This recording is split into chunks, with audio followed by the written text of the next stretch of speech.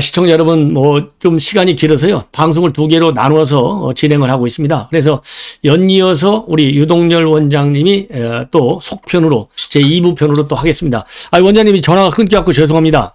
예, 말씀을 좀 계속 해주시죠. 예. 예, 그 간첩 사건을 2012, 17, 18, 19 해외에서 접선한 북한 그 간첩들을 보고도 왜 이렇게 사법 처리가 늦었냐 하는 문제에 대해서 말씀드릴게요. 이 문재인 정부 5년 동안에 사실상 간첩을 잡기가 매우 어려웠습니다. 그 이유는 이 문재인 정부가 북한 김정은의 눈치를 보고 북한의 비율을 맞추는 일이 아니라면은 있을 수 없는 일이죠. 명백한 대한민국 안보를 유도했다는 간첩을 검거하고도 간첩이 있다는 것을 우리 수사당국이 포착을 하고도 사법 처리를 못한 겁니다. 그렇죠. 왜 못했느냐 하는 문제는 그 청주 간첩단 사건을 간단히 예를 들면은 청주 간첩단의 총책이 2017년에 북경에 가서 북한 공작원을 만나고 돌아오는 등 북한과 교신한 내용들을 다 체증을 하고 이제 2018년 초에 사건을 이제 완화시키려고 이제 사법처리 수순에 들어갔는데 당시 그 국정원 지휘부에서 지금 이러한 사건이 터지면 지금 정부에서 남북관계 개선을 위해서 고생하고 있는데 두 정상이 곧 잘 일이 될 것 같은데 이 남북관계에 악영향을 미치니 잠시 좀 보류하자. 이 보류라는 이유로 사건을 갖다 못하게 했죠. 그래서 결국은 그 서울 원장 때는 간첩 사건을 못했지 않습니까? 그래서 이건 뭔 의미냐면 이 문재인 정부가 북한 김정은의 눈치를 보기 때문에 비율을 맞추려고 그 당시 2018년도에 여러분 좀 돌아가시면 판문점 선언이 있었고요. 9월 달에 평양 공동선언을 했지 않습니까? 그렇죠. 직접 문 대통령이 평양을 가서 그래서 이러한 일련의 남북관계 개선에 악영향을 미친다고 대한민국 국가안보를 위태롭게하는 이런 간첩 사건을 바로 사법 처리하지 못하게 한 겁니다. 이건 명백한 기본 남용의 중미 이유입니다. 자, 문재인 정부가 그렇게 자랑하는 판문점 선언, 평양 공동선언, 이 전가의 보도처럼 자랑을 하는데 바로 남북이 지금 교류하는 중에도 대화를 하는 중에도 북한은 지속적으로 간첩 공작했으니 바로 바로 그 청주 간첩단, 이번에 제주 간첩단, 또 창원 간첩단에 다 또 민노총 침투 간첩단이 바로 문재인 정부 때 남북 교류할 때 일어났던 일이에요. 그 시절에 북한은 이 간첩 활동을 하고 있었어요. 그렇기 때문에 뭐가 문제냐? 바로 남북 교류 중에도 이 간첩 활동을 지속적으로 하는 게 북한의 실체입니다. 이걸 모르고 이제 우리 사회 무슨 간첩이 어디 있느냐는 말이 나오는가 하면은 뭐 인터넷 뒤지면 다 나오는데 간첩이 무슨 필요가 있느냐? 지금 어느 때문에 간첩 탈행을 하면서 마치 이 간첩의 이러한 위협성에 대해서 문제를 제기하는 수사당국이나 또는 우리 애국 시민들을 수급 꼴통이라든지 남북관계를 시샘하는 반통일 분자로 매도하는 분위기가 바로 엊그제같이 그런 일이 벌어졌지 않습니까? 그렇죠. 자, 그런데 이 문제는 다르죠. 그럼 저는 하고 싶어요. 문재인 정부한테. 당신들이 자랑하는 판문점선언 평양 공동선에 남과 북은 서로 상대방을 파괴 전복하게 한 활동을 하지 않겠다고 써놓고 나서 관점을 침투시킨 것은 서로 판문점선언과 평양 공동선언을 정면으로 위반하는 거 아닙니까? 그렇죠. 이거에 대해서 말 한마디 넣어내면서 뭔 보류하자는 이런 일을 하고 있는 이 전임 정부를 보게 되면 빠른 일 내에 지금 뭐 서해 월북 몰이 사건도 밝혀졌지만은 이러한 그 지난 5년 동안 문재인 정부 행해진 이 간첩 사건을 무마시키고 문제는 이 실체를 조상해서 낱낱이 알려서 더 이상 앞으로 어떤 요건이 들어서라도 이런 일을 못하게 만들어야 됩니다. 그래서 이 사건에 대해서는 국정원 자체에서 조사를 벌려서 누가 사건을 뭉갰고 어떤 식으로 뭉갰으며 어떻게 그들을 갖다가 적피시했는지를 좀 봐야줘야 될 것 같습니다. 제가 생각한 거 똑같아요, 원장님. 그리고 또, 우리 원장님이 이제 기욤 그 보좌관 얘기를 한번 언론에 공개하셨던데, 그 말씀 한번 해주시죠. 그 간첩해도 정말 아주 정말 핵심부까지 침투한 간첩이 바로 동소독이 분단된 시절에 당시 그 소독수당, 헬미트 소독수당의 수석 비서관이니까 우리 같은 비서실장으로 보면 됩니다. 이 기욤이 있는데 이 기욤이 바로 동독의 간첩이었습니다. 예. 참. 이 기욤은 동독 출신으로 동독에서 예. 이 동독 공산당에서 예. 정보부에 종사하다가 예. 계획적으로 서독으로 이주를 합니다. 예. 서독으로 이렇게 쉽게 말하면 베를린 장벽을 넘어서 도주한 것처럼 와가지고 네. 기반을 쌓다가 네. 다시 기민당 기독교민주당이라고 당시 네.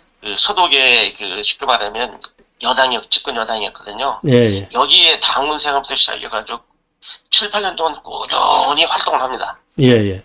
활동을 해서 결국은 이제 서독 수상에 바로 이제 1급 쉽게 말하면 최고 참모가 되는 거죠. 그렇죠. 그래서 이 사건이 터져가지고 네. 완전히 난리가 났습니다. 예. 난리 날 수밖에 없는 거죠. 그렇죠. 당연하죠. 아니, 총리실. 예. 그죠. 이제 김토 기욤이라고 하는데요. 예. 기욤. 아까 제가 말씀을 잘못드렸네. 빌리 브란트 수상에. 예. 슈미트 수상이 아니라 빌리 브란트. 맞아요. 빌리 브란트예요. 수상에. 빌리 브란트. 예. 그래가지고 이 공방정책. 사실을 이제 어떻게 알았냐면은 계속 이제 간첩들은 교신을 해야 할 거 아닙니까? 그렇죠. 기욤 부부가 이제 교실을 하는데 무소나무를 포착해서 해야 되겠는데 그게 바로 이제 그 기욤과 관련된 거였어요. 그래서 당시 이제 서독의 헌법 보호처라는 곳이 있습니다. 우리 같은 이제 국정원 같은 기능도 있는데 헌법을 보호하는 활동을 하는 부서인데 여기서 1973년도에 이 기욤 부부가 간첩 같다는 것을 포착을 하고 그 수상한테도 보고를 안 했어요. 수상한테 보고를 하고 계속 감시를 했죠. 그래서 1년 4개월 만에 기욤과 그 부인을 체포를 합니다. 그래서 이제 기욤은 13년 반란죄로 75년 13년형을 선고받았고 그 다음에 부인은 8년 선고를 받았는데 재미납니다. 이런 거물급 간첩을 보내줬어요. 1980, 사람들이 잘 몰라서 그러는데 1981년에 이 동서독 간에 이 간첩 교환 대화 회담을 했습니다. 그래서 서독하고 동독에 붙잡힌 각국의 이 간첩들을 서로 맞교환을 했거든요. 그래가지고 이제 이제 7년 살다가 이제 1981년에 동독으로 기욤 부부가 소환이 됐죠. 그래서 재미난 그 당시 이제 우리 대공수사관들한테 제가 강의를 듣고 써먹는 말인데요. 기욤을 딱 체포하니까 또 서독 브란트 수상의 수석 비서관이니까 비서실장이거든요. 그렇죠. 근데 딱 이제 체포하니까 이놈이 당당하게 나는 동독군 장교이며 국가안전부 요원이다. 이 국가안전부가 바로 슈타지입니다. 슈타지라고 해서 그 동독의 그래서 정보기관이죠. 나는 장교로서의 명예를 존중해달라. 이렇게 하면서 체포하면서 당당하게. 그래서 이것 때문에 결국 1974년 5월달에 브란트 수상이 사임을 해요. 이 기욤 때문에. 그런 거물급 간첩을 갖다 자기 수석비서관으로 데리고 있었는데. 자, 이게 바로 이제 이 스파이 세계의 냉혈한. 그러니까 지금 문재인 정부 당시에 청와대 간첩이 있었다는 침투에 있었다는 그 북한 정찰 중국 출신의 소위 우리 쪽으로 탈북이온 거물급 탈북이 그 얘기를 BBC 방송과 인터뷰에서 얘기했잖아요. 그분 성함까지 다 공개됐지 않습니까? 그러니까 지금 무슨 얘기냐면 우리 핵심들에도 북한 간첩이 없으려는 보답이 없는 거죠. 이번 문화교류국 소위 제주 간첩단, 창원 간첩단, 민노총 침투 간첩단을 보면은 여러분 꼭 아셔야 됩니다. 이 간첩이 여기뿐만 아니라 정치권, 특히 종교권, 여러 목사 간첩 사건이 터졌거든요. 종교 분야, 언론 분야, 법조 분야, 정치권, 심지어는 여야당까지, 집권 여당 야당까지, 우리 또는 당시 또 청와대까지. 이런 부분의 간첩들이 다 침투해 있다고 보시면 됩니다. 그러니까요. 아이고. 자, 여기 중요한 게, 그러면 근데 이 간첩 침투는 어찌 보면 상대편 입장에서는 정당한 겁니다. 왜냐면 북한이 대한민국을 전복시키려고 하기 때문에 당연히 이러한 곳에 간첩을 침투시켜서 대한민국을 전복하는 기회로 삼아야 될 거 아닙니까? 예, 예. 자, 그런데 그러면 우리는 이걸 막아야 되잖아요. 예, 예. 그럼 막는 데가 어딥니까? 국가정보원이거든요. 그렇죠. 국정원의 대공수사국, 예. 또 경찰의 안보수사국, 또 방첩 사령부의 방첩 처, 이처라고 하죠. 이런 부서들이 바로 대공수사 부서고 여기서 간첩을 막아야 되고 그동안 해방 직후 수차 2,000건이 넘는 간첩 사건을 다 중앙정부 경찰들이 다 막아왔거든요. 물론 100% 퍼펙트하게는 못 막았지만 그래도 상당히 빙산일가되면 간첩을 검거했어요. 예, 그런데 예. 문재인 정부에 와서 간첩 수사의 가장 큰 억지력인 국정원의 대공수사국을 폐지하도록 하는 저희 국정원의 대공수사권을 갖다가 이걸 폐지하는 법안을 통과시켜버렸어요. 그렇죠. 이 2020년 12월 때 통과시켰잖아요. 예. 그래서 그 내년 1월 1일자로 이제 국정원은 간첩을 잡을 수가 없습니다. 예. 그리고 이제 경찰에 넘겨야 돼요. 예. 자, 그런데 그 당시에 제가 여러 차례에 걸쳐서 국회에서 또는 뭐 언론사 인터뷰를 통해서 나도 경찰청 출신의 연구관이지만 다 친정이 경찰청이지만은 예. 이 간첩 수사권인 대공수사권을 경찰에 전담시키는 것은 이건 옳지 못하다 해서는 계속 반대를 했고 오르신 반대 말씀이에요. 때문에 예. 우리 후배들한테 제자들한테 전화를 많이 받았어. 이 교수님은 말이야 친정집 잘 되는 것이 이렇게 배가 아프냐고 예. 경찰 힘 커지는데 왜 반대하냐고 말이야. 예. 이러면서 저한테 예. 벌면소리 하는데 나는 단호히 말했죠. 예. 이 대한민국을 위해서 존재하는 거지. 우리가 대한민국 빼놓고 경찰청이 어디 있고 국정원이 어디 있느냐. 대한민국 있어야지 경찰청도 있고 국정도 있는 거 아니냐. 이 정말 이 대공사권 넘어가면은 예. 대한민국 간첩청 된다. 예. 국내 간첩은 우리 경찰도 잘 잡지만은 지금 2000년대 이후에 대부분 간첩들은 해외를 갔다가 우회에서 하는 우회 침투 방식의 간첩 침투거든요. 예. 그러면 우회 침투하면 자 국내 간첩을 불러다가 포석 간첩을 불러다가 네. 베트남에서 캄보디아에서 뭐 중국에서 예. 동남아시아 쿠알라룸푸르까지 말레이시아까지 불러다가 네. 하는데 우리 경찰은 그걸 볼 수 있는 망이 없어요. 해외 방첩망이. 예. 국정망 있잖아요. 그렇죠. 그러면 지금 눈 뜨고 지금 간첩을 지금 잡을 수 있는 간첩을 다 놓치는 거 아닙니까? 그렇죠. 경찰에는 그런 망이 없고 경찰에다가 첩보망을 방첩망을 둔다 할지라도 예. 이래 생겨가지고 어떻게 몇십 년에 걸친 노하우를 가지고 지금 북한의 정찰총국이나 문화교육이 가장 두려워하는 부서가 어디냐? 예. 국정원의 대공수사국이었습니다. 그렇죠. 과거는 중앙정부 대공수사국. 이걸 제일 무서워했는데 문재인 정부가 간첩 잡는 가장 큰 억지력인 예. 국정원의 대공수사국을 폐지시킨 거예요. 예. 이건 정말 역사적으로 용납할 수 없는 이적 활동이라고 저는 봅니다. 예. 그래서 예. 지금도 이 야당이 국회에 다수석을 차지고 있지만은 정말 예. 진동으로 대한민국을 생각한다면 예. 자기들의 잘못을 인정하고 예. 빨리 다시 국정원법을 개정해서 예. 국정원의 대공수사권을 다시 부활시켜줘야 됩니다. 맞아요. 제가 하나 예. 역할을 했는데 예. 지금 넘긴다고 하는데 난리가 났더라고. 그래서 당시에 제가 국회 입법조사처에서 예. 비공개 전문가 간담회를 해서 예. 넘겼을 때 문제가 뭐냐는 간담회를 해서 저하고 두 명이 초청돼서 제가 발제를 했거든요. 예. 지금 분위기를 보니까 이 국정원 대공수사권 없애는 모양인데 좋다. 나는 절대 반대지만 의석수가 저러니 없을 것 같은데 그러면 너희들이 진짜 나라를 생각한다면은 예. 불칙에다가 예. 유예 조항을 좀 둬라.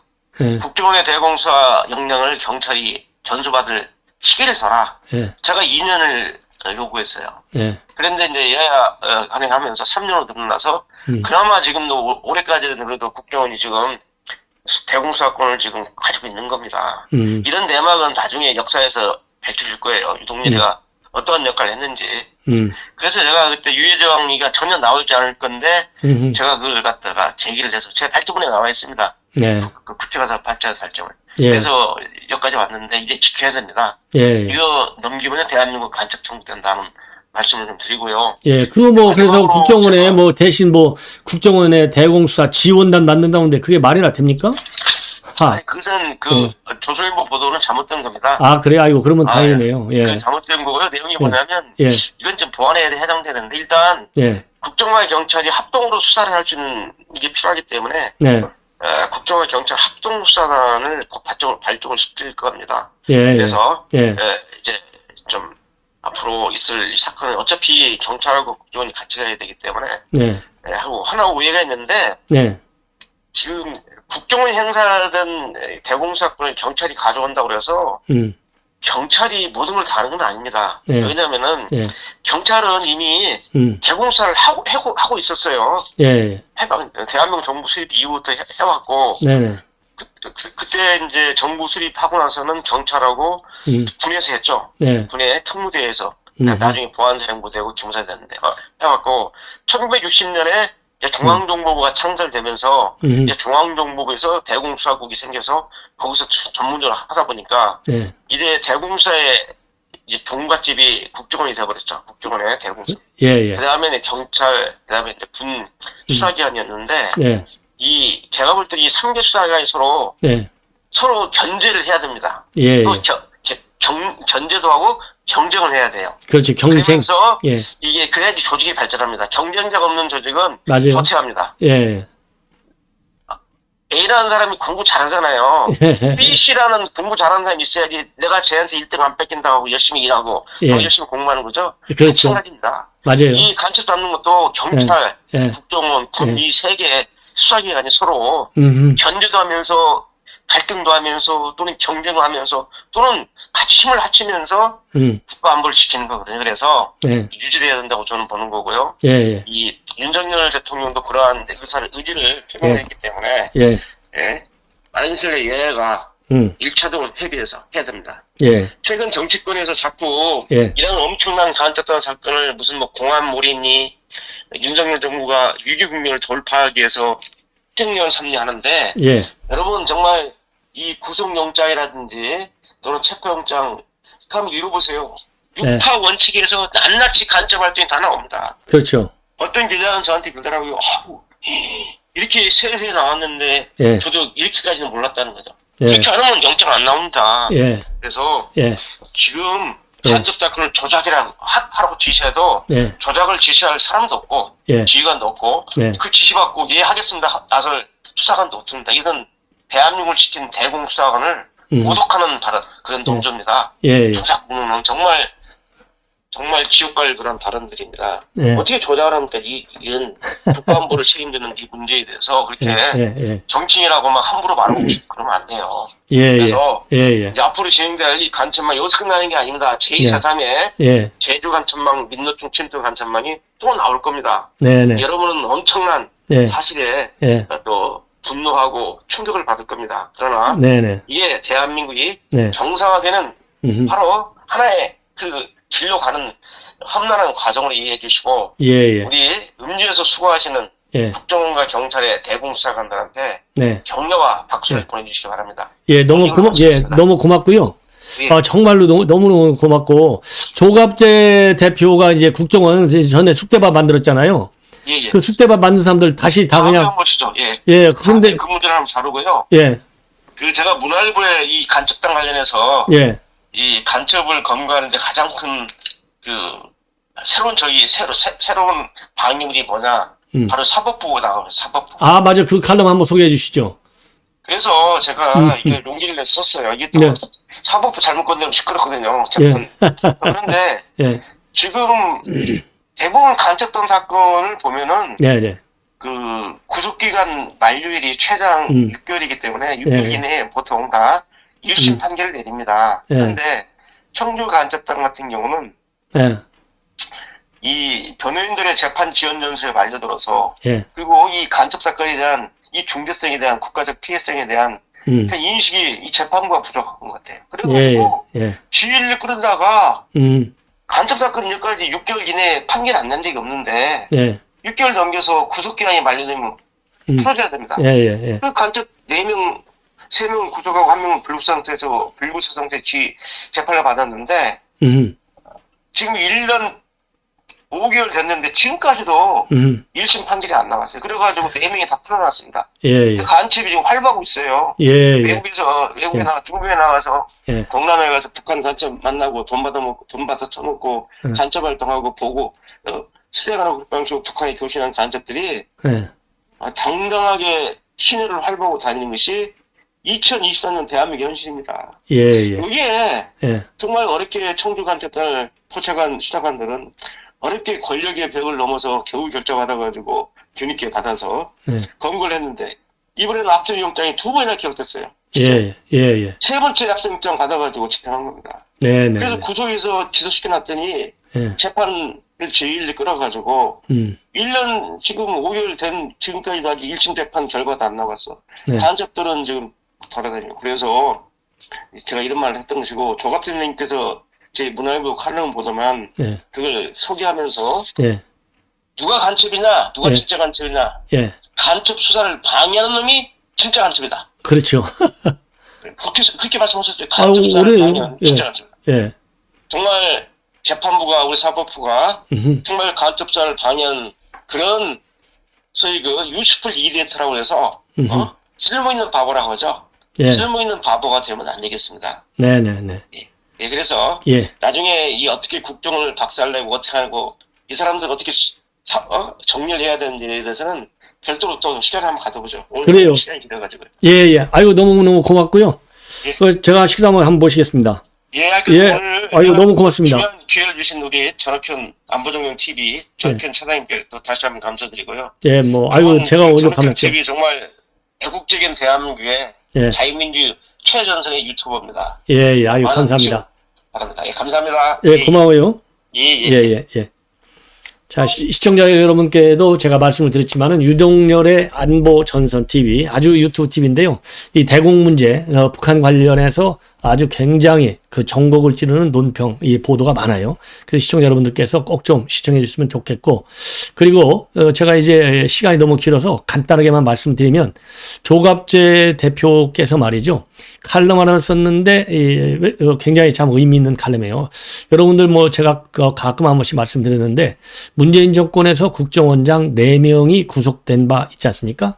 자, 이 구속된 바 있는데 참 이건 뭐 그야말로 전형적인 정치 재판이라고 저는 보고 있고, 서훈이가 말이죠. 이 문재인 정권이 들어오면서 이 원장을 할 때 적폐청산 TF를 만들었어요.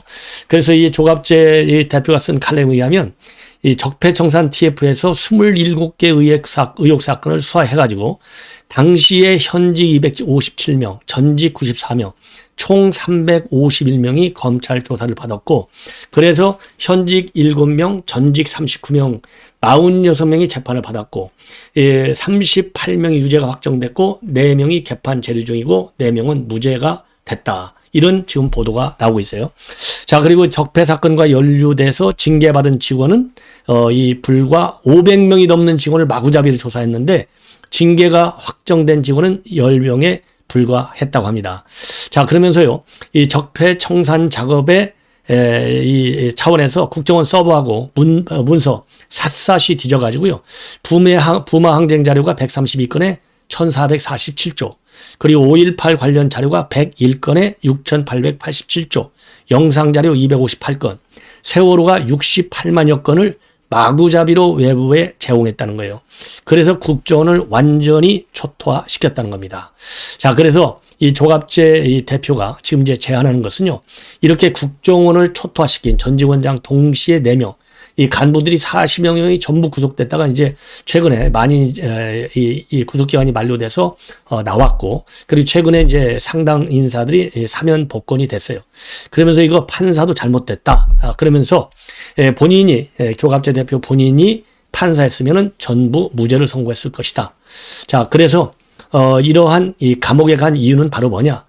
김일성의 운동권에 장악된 문재인 정권에 깃든 김일성의 악령이 작용한 거라고 본다. 그러면서요, 문재인 치하의 검찰과 법원은 촛불 정신, 그 다음에 적폐청산이라는 미명으로 이 정치 권력에 저항할 용기가 없었거나 또는 부하 내동해가지고 출세만 노렸다는 것이 이렇게 보고 있어요. 그래서 김정은 정권 하에서도 이 모범적으로 열심히 할 준비를 갖춘 법률 기술자들이 너무 많다는 겁니다. 그래서 이제는 이 뭐라 그럴까요?